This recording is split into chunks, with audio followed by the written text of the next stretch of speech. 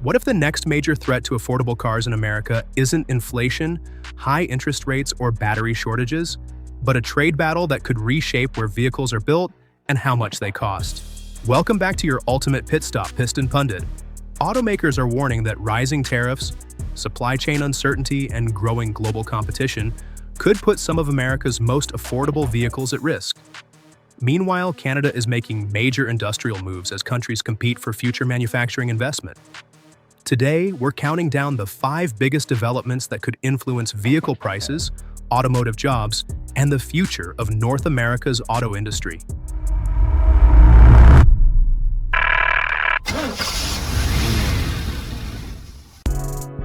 Number 5. How budget-friendly cars are slowly disappearing. Perhaps the most important issue for everyday drivers is the future of affordable transportation. For years, automakers have shifted from compact cars toward SUVs, crossovers, and pickups because larger vehicles generate higher profit margins. As a result, many entry-level models have disappeared. Now, manufacturers including Toyota, Honda, Hyundai, and Nissan warn that additional trade barriers could accelerate that trend. Vehicles such as the Honda Civic and Toyota Corolla rely on parts sourced across North America. When tariffs increase component costs, already thin margins shrink further. With relatively few new vehicles now selling below $30,000, affordability has become a major industry concern. If entry-level vehicles continue disappearing, consumers could face fewer choices, higher used car prices, and greater ownership costs. Automakers argue that efficient supply chains remain essential to keeping vehicles affordable. But affordable cars don't disappear on their own. To understand why automakers are sounding the alarm, we need to look at what's driving costs higher throughout the entire manufacturing system. Number 4.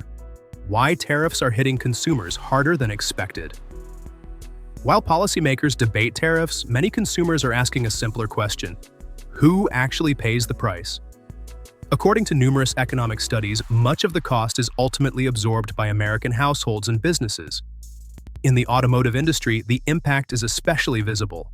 Modern vehicles contain thousands of components, including steel, aluminum, semiconductors, sensors, wiring harnesses, and battery materials that often cross borders multiple times during production. When tariffs increase those costs, manufacturers must either accept lower profits, raise vehicle prices, or cut spending elsewhere. Many automakers have already warned about growing production expenses. With new vehicle prices already near record highs, additional cost pressures could make affordability even more challenging. For manufacturers, uncertainty itself has become another costly obstacle. But rising costs are only part of the story. The deeper concern is what happens when the highly connected supply chain that built North America's automotive dominance starts coming under strain. Number 3. Michigan's Auto Hub faces a cross-border reality check. No state better demonstrates North America's interconnected automotive network than Michigan.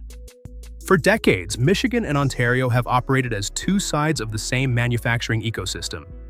Engines, transmissions, electronics, and countless other components routinely cross the border multiple times before becoming finished vehicles.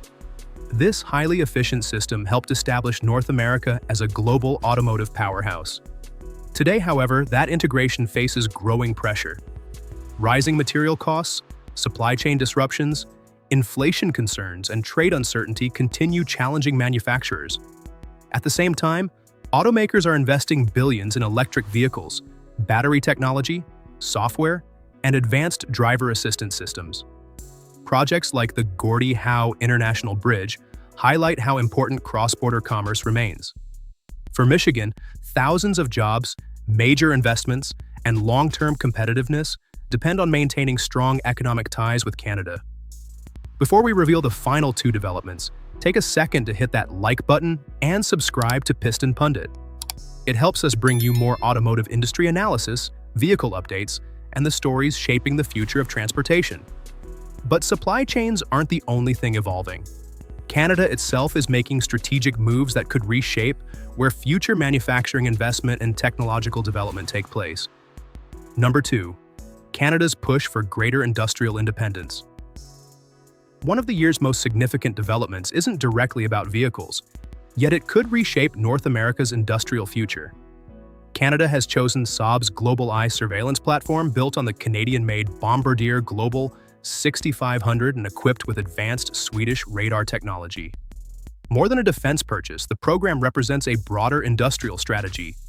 Canadian officials expect substantial domestic involvement in manufacturing, assembly, maintenance, and future upgrades over the coming years. Compared with older systems like the E3 AWACS, Global Eye offers significantly more advanced surveillance and digital capabilities. For automotive enthusiasts, the lesson is straightforward. Manufacturing ecosystems matter. Just as vehicle plants create supplier networks and engineering jobs, aerospace investments strengthen industrial capabilities.